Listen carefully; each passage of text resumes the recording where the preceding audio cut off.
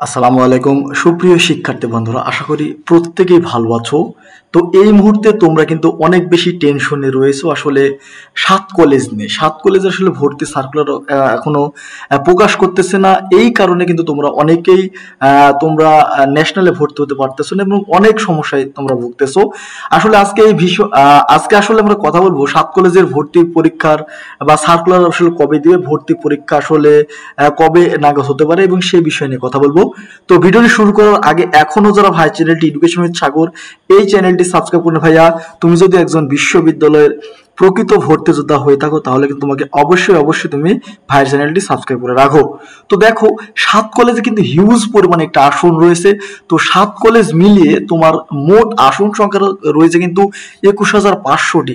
তোমরা এখন পর্যন্ত যে শিক্ষার্থীগুলো গুচ্ছে চান্স পাওনি বা তোমাদের মেরিট মনে হচ্ছে বিজ্ঞান বিভাগের শিক্ষার্থীদের 20,000-এর উপরে, মানবিক বিভাগের শিক্ষার্থীদের মেরিট 6,000-এর উপরে এবং বাণিজ্য বিভাগের শিক্ষার্থীদের মেরিট তোমার 5,000-এর উপরে, এবং তোমার মনে হচ্ছে ভাই আমি গণবিজ্ঞপ্তিতে চান্স পাবো না, তাদের জন্য কিন্তু তোমার সেরা অপশন হতে পারে সাত কলেজ। এবং সাত কলেজে কিন্তু অনেক ডিমান্ডেবল সাবজেক্ট রয়েছে, সেই সাবজেক্টগুলোতে পড়ে কিন্তু তুমি অনেক ভালো কিছু করতে পারবে।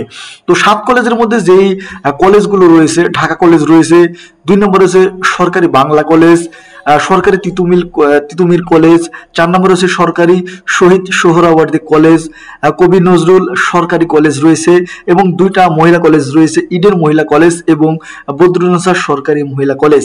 তো তোমাদের এইখানে সব থেকে মজার ব্যাপার হচ্ছে এবং সব থেকে কষ্টের ব্যাপার হচ্ছে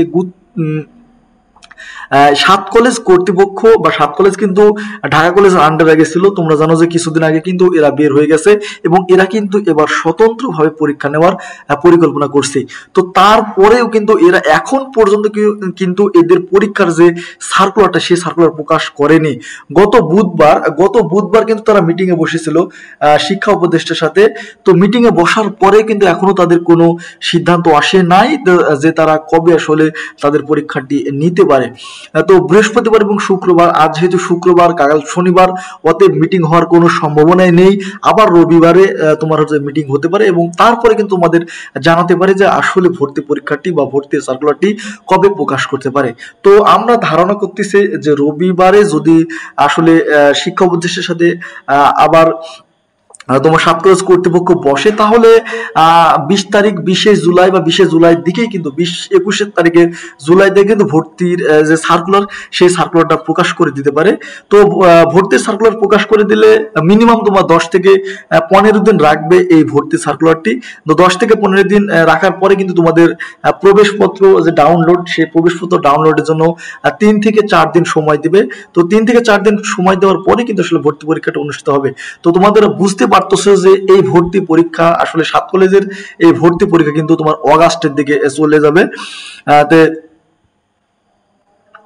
তোমরা সবাই ভালোভাবে প্রস্তুতি নাও এবং তোমরা যারা সেকেন্ড টাইমার রয়েছে তাদের জন্য কিন্তু আমাদের সেকেন্ড টাইমার এবং তোমরা যারা গুচ্ছে মানবিক বিভাগের শিক্ষার্থী রয়েছে বা গুচ্ছে বি ইউনিটের যারা শিক্ষার্থী রয়েছে তাদের জন্য কিন্তু আমাদের নতুন যে কোর্স সেই কোর্স কিন্তু শুরু হয়ে গেছে। অলরেডি অনেক শিক্ষার্থী কিন্তু ভর্তি হয়ে গেছে।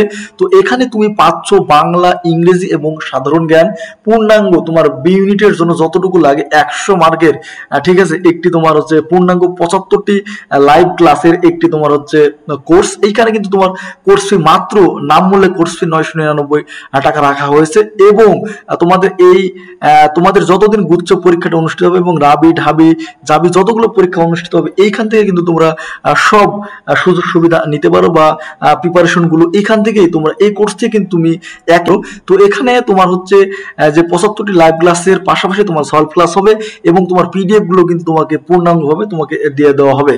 তো যদি তোমরা কেউ এই কোর্সে ভর্তি হতে চাও তাহলে স্ক্রিনে দেওয়া নাম্বারে তোমরা আমাদের সাথে যোগাযোগ করতে পারো এবং তোমাদের কিন্তু ভর্তি করে নেওয়া হবে। তো তোমরা বুঝতেই পারতেছো যে আগামী মাসে কিন্তু তোমাদের সাত কলেজের যে ভর্তি পরীক্ষা সেই সাত কলেজের ভর্তি পরীক্ষাটা অনুষ্ঠিত হবে। তো ভিডিওটি এখানে শেষ করব।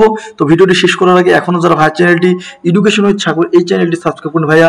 তুমি যদি একজন বিশ্ববিদ্যালয়ের প্রকৃত ভর্তি যোদ্ধা হয়ে থাকো তাহলে কিন্তু অবশ্যই তুমি ভাই চ্যানেলটি সাবস্ক্রাইব করে রাখো। ধন্যবাদ সবাইকে, ভালো থাকবে, তোমাদের জন্য রইল শুভকামনা।